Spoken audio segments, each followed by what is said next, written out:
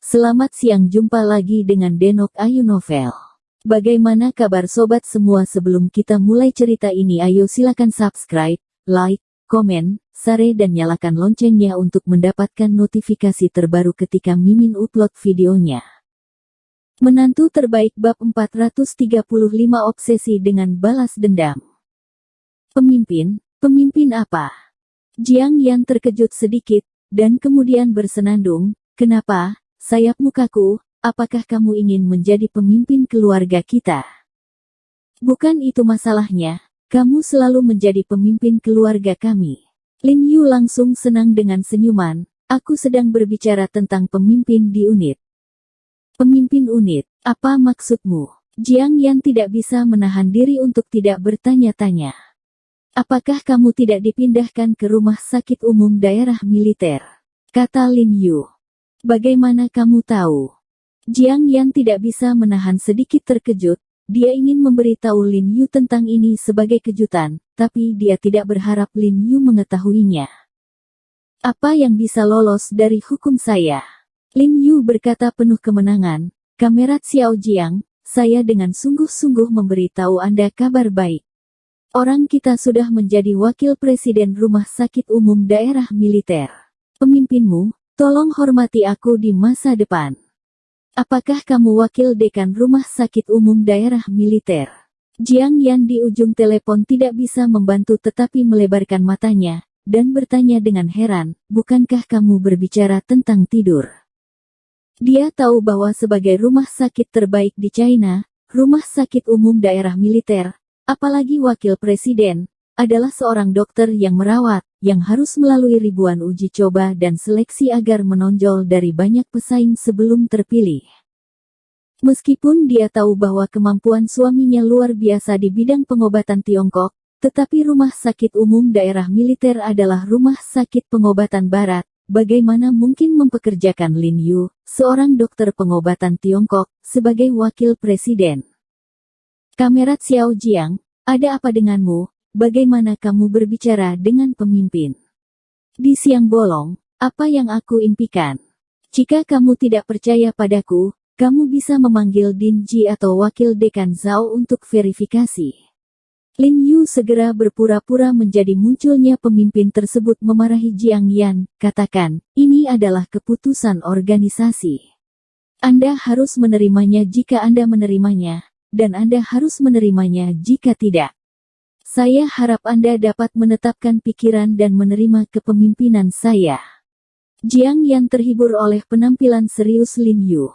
Melihat bahwa dia menyebutkan Din Ji dan wakil dekan Zhao, mengetahui bahwa kebanyakan dari mereka benar, dia tidak bisa tidak merasa sedikit bangga dengan suaminya, dan kemudian mendengus dingin dan mengutuk, aku akan membuatmu bangga dulu, dan ketika aku pulang, kamu akan menungguku.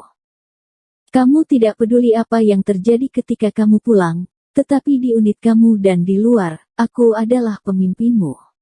Saya harap kamu tidak terlalu sombong kepada saya di masa depan. Lin Yu berkata dengan bangga, ayo, teriak pemimpin untuk mendengarkan. Pemimpin yang hebat, ayo pergi. Jiang Yan mendengus, secara khusus memuaskan kesombongan Lin Yu. Yah, sikap ini tidak buruk. Aku akan menuntunmu keluar, dan ketika kamu pulang, kamu akan membawaku untuk saling melengkapi dan membantu. Lin Yu tertawa, tetapi pemimpin harus terlihat seperti seorang pemimpin, jangan hanya membicarakannya. Saya harap Anda dapat membimbing saya lebih banyak ketika saya di tempat tidur, jangan biarkan saya memimpin Anda sepanjang waktu. Tidak tahu malu.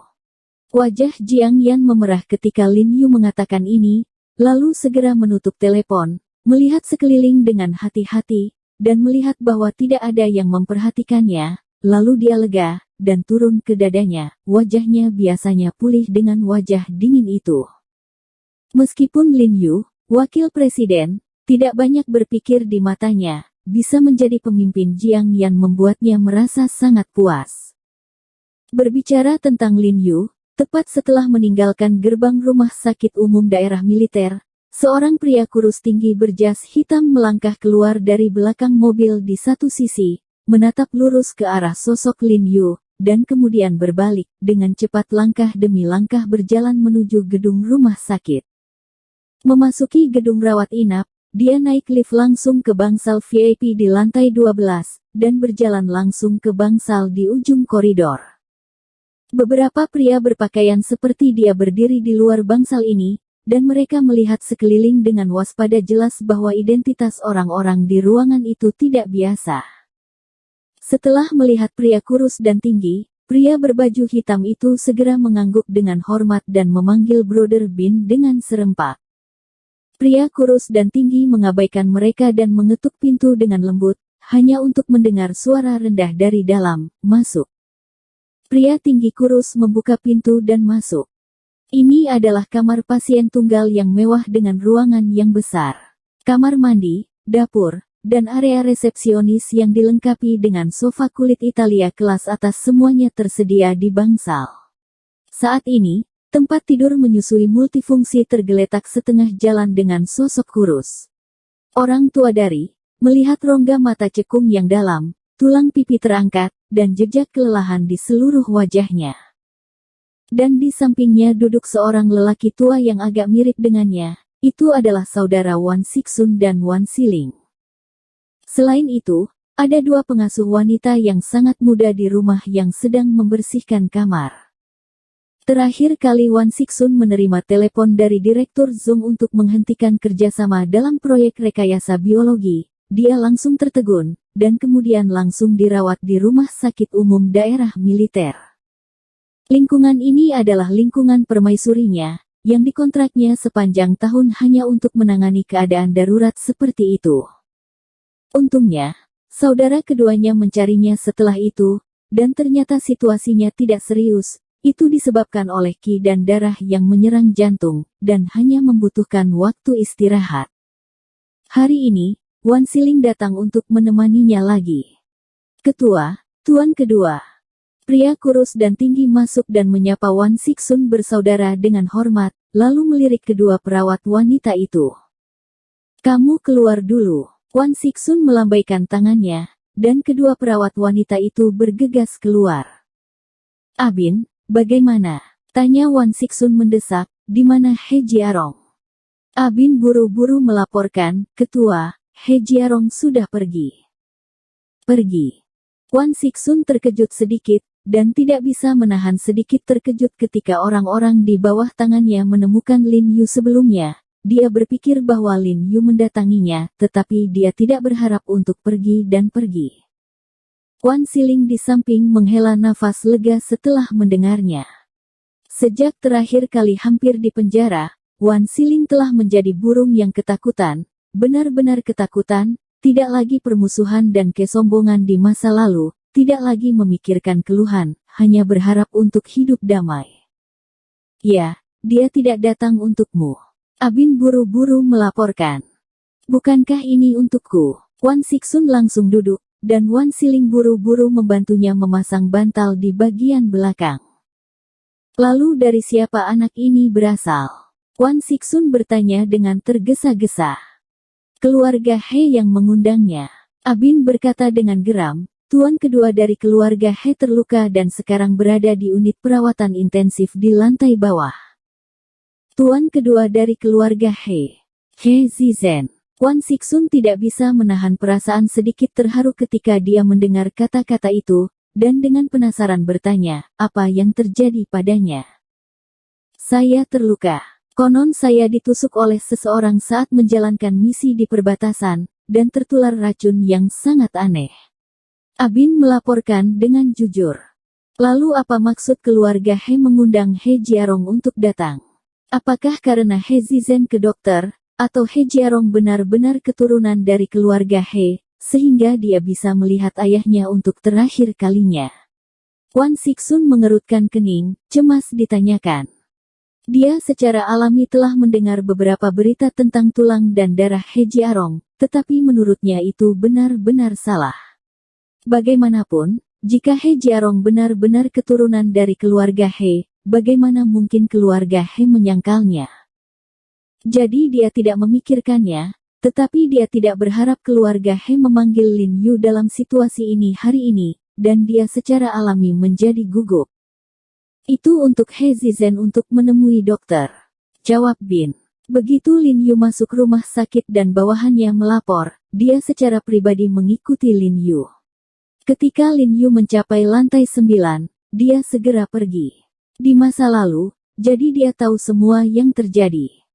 Kwon Sik-sun hanya bisa menghela nafas lega ketika mendengar ini, dan mengangguk. Selama dia bukan dari keluarga He, aku bisa mengatakannya. Saudaraku, kamu masih jangan menyerah. Kwon Siling menghela nafas tanpa daya dan berkata, karena He Jiarong tidak ada di sini untuk kita, maka kita tidak perlu memprovokasi dia. Kedua, kenapa kamu semakin malu? Kwon Sik-sun menoleh dengan marah dan menatap adik laki-lakinya. Apa kamu sudah lupa seperti apa Xiao Chuan dan Wei Yun sekarang? Kamu lupa bahwa Wei Chen itu. Bagaimana kamu mati? Ketika dia mengatakan ini, suaranya sudah bergetar tak terkendali. Dengan sedikit tangisan, rasa sakit kehilangan putranya, dan sekarang dia memikirkannya, masih terasa seperti pisau. Bagaimana aku bisa melupakannya? Kwon Siling menghela nafas tak berdaya dengan kepala tertunduk. Pikirkan sekarang, aku sangat menyesal. Jika klinik medis kalah dari He Jiarong saat itu, aku tidak ingin membalas. Chuan tidak akan menjadi seperti sekarang, jadi Wei Chen tidak akan. Dan tidak akan. Yah, itu semua dosaku. Siling, omong kosong apa yang kamu bicarakan? Kwon Sik-sun berkata dengan marah, apa kejahatan yang kamu buat? Jelas kejahatan yang telah dilakukan He Jiarong. Alasan mengapa aku duduk di sini adalah karena dia. Aku membiarkan dia pergi. Kalau begitu sebaiknya biarkan aku mati. Dan bahkan jika aku mati, aku tidak punya wajah untuk turun untuk melihat Wei Chen. Begitu suara itu jatuh, dua baris air mata mengalir dari rongga matanya yang cekung. Oh, kakak, kamu. Kenapa kamu melakukan ini lagi? Kwon Siling menghela nafas berat. Keputusasaan membunuh orang, jika kamu tidak berhenti, aku takut Xiao Yue dan Xiao akan terluka selanjutnya. Feng, maka Wanjia kita benar-benar tidak akan memiliki penerus.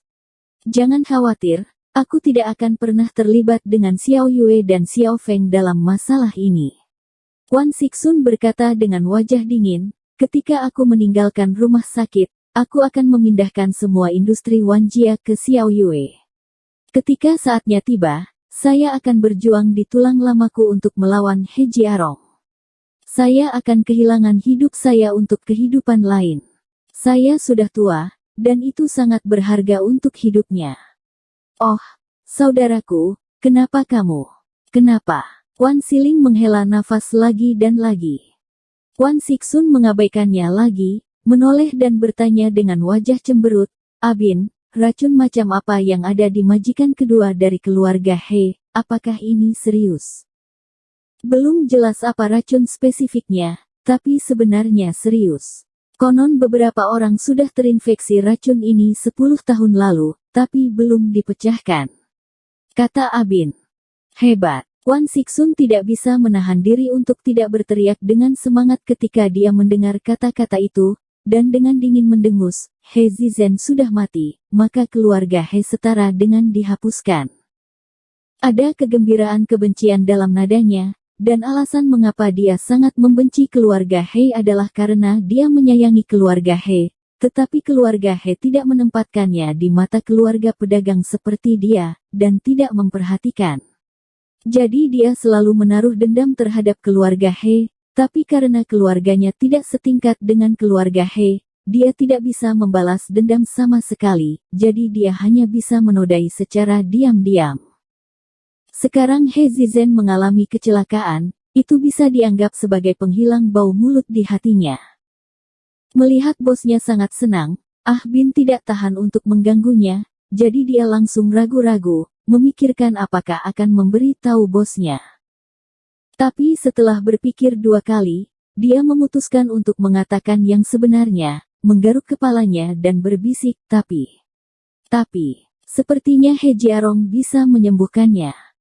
Tubuh Kwon Sik-sun mandek, senyuman di wajahnya tiba-tiba mengeras, dan dia menoleh dan memandang Abin seperti orang yang membatu. Bersambung. Terima kasih kepada kalian yang telah menonton video ini. Jangan lupa tekan tombol subscribe-nya dan nyalakan notifikasinya untuk mendapatkan video-video seru lainnya dari Denok Ayu Novel.